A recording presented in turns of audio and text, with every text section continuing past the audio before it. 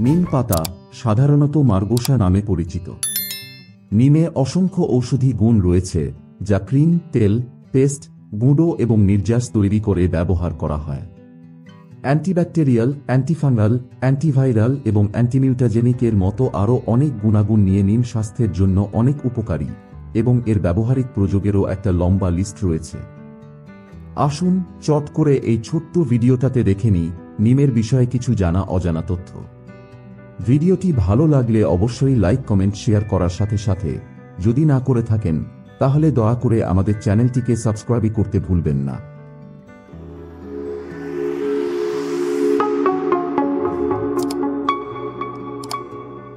Natural toner এবং moisturiser হিসাবে নিমের জুড়ি মেলা ভার। নিম প্রায়শই ত্বকের বিভিন্ন সমস্যা যেমন ব্রণ, দাগ, ব্ল্যাকহেডস এবং পিগমেন্টেশনের সমাধান করতে ব্যবহার করা হয়। নিম গাছের বীজ থেকে নিষ্কাশিত নিম তেল পশুদের জন্য একটি ন্যাচারাল ফ্লাই-এর চিকিৎসা হিসাবে কাজ করে কার্যকরভাবে ত্বকের চুলকানিকে প্রশমিত করে। শ্যাম্পু হিসাবে নিমের পেস্ট ব্যবহার করা কার্যকরভাবে মাথার কোঁচকানো চুল স্ট্রেট করতে সাহায্য করে।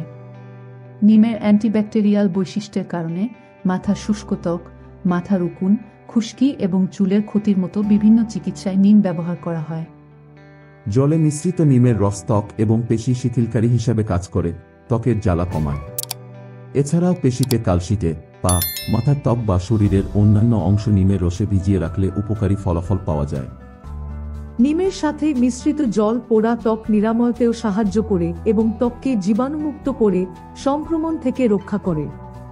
নিমের ছাল চিকেন পক্স এবং ম্যালেরিয়ার মতো চিকিৎসায় দারুণ কাজ করে।